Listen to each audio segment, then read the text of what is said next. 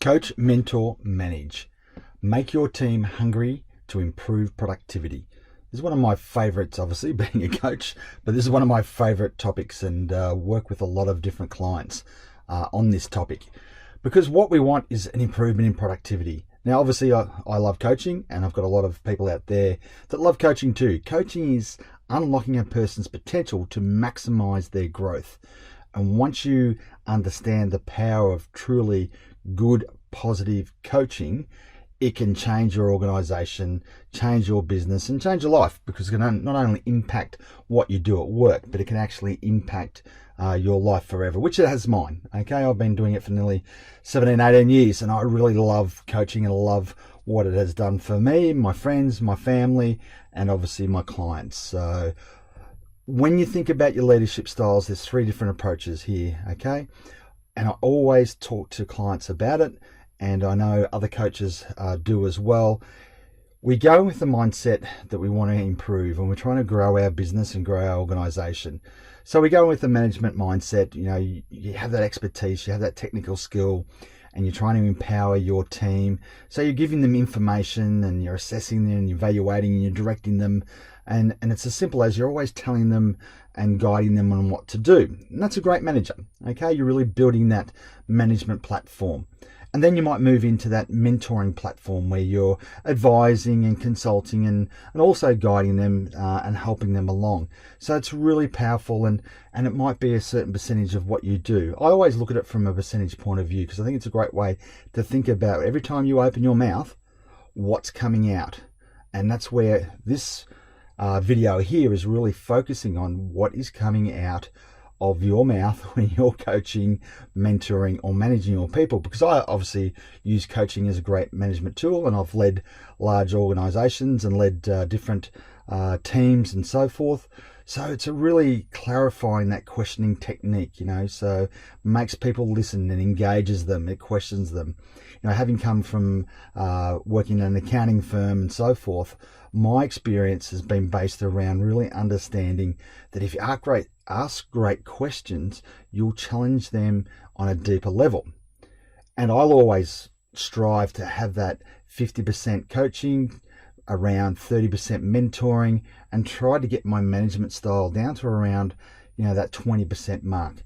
Because for me, coaching and mentoring is then taking you out of the equation. It's motivating, training. You know, mentoring can be great around that advice piece and really getting them to have that moment where, yes, I can understand what it is that you're trying to do. And coaching is that aha moment where you get them to really light up and go, yes, I understand, yeah, what I can achieve here. And they have that goal and they strive towards that, and they'll get engaged the team. Because if you have a team that you're working with, and we are pack animals, okay? And I love the photo here of the wolves, because wolves are very much a pack formation concept. When they look at coming together, it's really around survival, but they have a very hierarchical, and it all works because they all have the one purpose, okay? So if you can flick that switch and make it your team's purpose by coaching them and mentoring them, then it takes you out of that equation. It gives them real purpose, okay? And you don't have those outliers that are just sitting back and grunting and groaning, because they've all bought into the purpose. That's where it becomes critical. Delegate or die. As a leader, in my opinion, and in a lot of leadership that I help and coach and mentor my organizations with, and different people I work with, it is delegate or die. You know, delegate to make sure that you're doing yourself out of a job.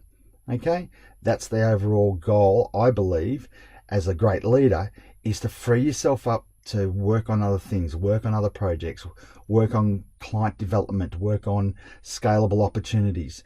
But by delegating to your team and really empowering them, so that you have the 5 Ds, I always use it, you know, delegate, diminish, defer, do it now, delete. You know, be clear in your mind the questions you're asking and the way that you're coaching your team. And the other thing I really encourage you to do is celebration versus consequences. Now, working with different generations, you know, the baby boomers, your X, your Ys, your millennials, and we even have, you know, some of the builders still in the workforce. So there's, you know, 5 generations potentially. But when you look at the millennials are really coming along fast. So they love that freedom. And that's where coaching and mentoring really empowers them. And they love, as the picture is here, they love to party, but they also love the freedom of choice. And with the new normal that we have now, more people working from home, more people having the ability to get out and about and work in different geographical locations anywhere in the world. So people like to do that now. So that's where if you can get the team together and really identify a great goal and coach them around into, well, if we achieve this, how will we celebrate? And the thing I'll say here is you must be conscious that people actually aren't motivated by money. They're motivated by a purpose. So if you think about the triple P, okay, and that's profit. Yeah, we've got to have profit in our business to survive, okay, but you've got to have the second one, people. You've got to have great people to generate great profit. And thirdly, and I think it's real critical that organizations are embedding this in their culture, is the planet. What are you doing as an organization, as a team, as an individual to help the planet? And if you can get your team engaged in their thinking, there might be something that we're doing, and the celebration might be to go and do something as a group, plant some trees, Meals on Wheels, do a special event. There's been some great things happen over recent years, the MND challenge, all these sort of things. There's things you can do culturally. And guess what the millennials love doing is, posting it on their Insta and Snapchatting it and obviously tweeting it. And if you get them engaged, you can really create a movement. So that's a whole different way of looking at it sometimes, but it's a real celebration of success. Now, consequences. There has to be a consequence. The team have to collaborate and work together on what they want to achieve. But what's the consequences of not meeting a deadline? What's the consequences of not achieving the outcome? What's the consequences of not, reaching the full potential of the project, or, putting in a new line, or building a new division, or, going into new markets? What's the consequences? That has a ripple effect. Okay. Now, you can have specific consequences. You can base that on salary if you want, and there can be things around that, around salary review processes. But I always think it needs to be something that the team decides on. And I think it's really important that you work with your team around what are the consequences? What's the effect of us not achieving our goals? Okay, and they can be a whole range of things, but always talk at it from organizational, team, and individual sense. Because people, if you can connect them in the heart and the head and in the gut, you've got them. Okay, you've got them right through the emotional spectrum. Coaching models, obviously there are a few different coaching models around. Grow model is one that I learned a long time ago, and I've stuck to it, and it's the foundation of great coaching to me. It's just the goal, the reality, the options, and the way forward, or the will. Just keep it simple. If you open your mouth, think about what's the first word you're going to use. And I always coach people around, especially great leaders, think about coaching from this perspective. If it starts with a what, that means it's going to be a great potential open question. Okay, what would you like to achieve? Okay, what would you like to see as an outcome in this project? What will you do to commence it? There's lots of great W questions. And how is the other one? How can we do this? How would you like to achieve it? Try and stick to the what and the how, because if you take that as the first step, it'll help. And then obviously, is it realistic? The reality, okay, where are we now? Is it realistic? Those sort of, that mindset, that thinking, because if it's not realistic, then potentially they're not going to be motivated or feel that they can't achieve it. And then, bring it down into micro actions.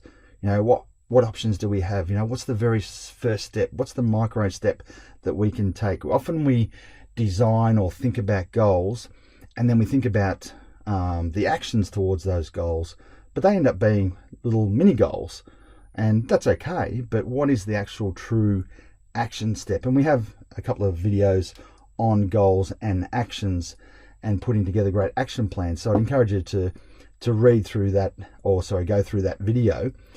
But go through the GROW model. The goal, the reality, the options, the will. Okay? Which choice will you make? Which direction will you go? What is the way forward? They're the basic questions to get a great outcome from your people. All right, there's lots I can talk about with this. I could talk for a long time. Obviously very passionate about this subject. As a leader, I'd really encourage you to take that mindset on. How much time am I spending coaching my team? How much time am I spending mentoring my team, my people? And how much time am I spending managing my team? Do yourself out of a job, okay? Have that mindset. What am I doing, and how can I help empower my team to free me up to do the cool stuff, the enjoyable stuff, the motivating stuff. All right, appreciate your time. Hope you enjoyed the video.